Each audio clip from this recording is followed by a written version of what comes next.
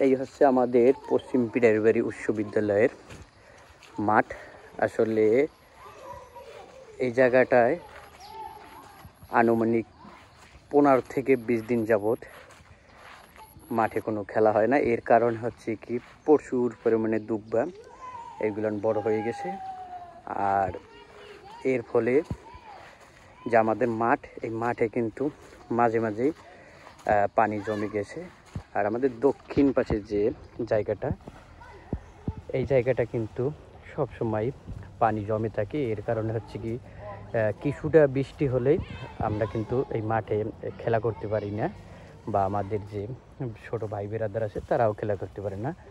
আর এই হচ্ছে আমাদের পশ্চিম পিরারবাড়ি উচ্চ বিদ্যালয়। এখান থেকেই আমি লেখাপড়ি করেছি।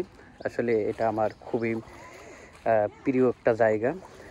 আর এই মাঠটা ভরাটের পরে হয়তো সেইভাবে মেরামত করা হয় না। এর কারণে হচ্ছে কি, এই পাশে আমাদের প্রচুর পরিমাণে জল বেজে থাকে। আপনি দেখতে পাচ্ছেন যে মাঠের ভিতরে যে জল, আর যে প্রচুর পরিমাণে বৃষ্টি হয়, এর কারণে কিন্তু মাঠে এই পানি জমেই থাকে। তাই রোদ না হলে কিন্তু এই মাঠে খেলার উপযোগী হবে না। আর আমাদের স্কুলটা কিন্তু দূর থেকে খুবই সুন্দর লাগে। আর এর পশ্চিম সাইডেই কিন্তু আমাদের সেই প্রাইমারি স্কুল, সেখানেও কিন্তু একটা ছোট মাঠ আছে। আর এটা হচ্ছে হাই স্কুলের মাঠ।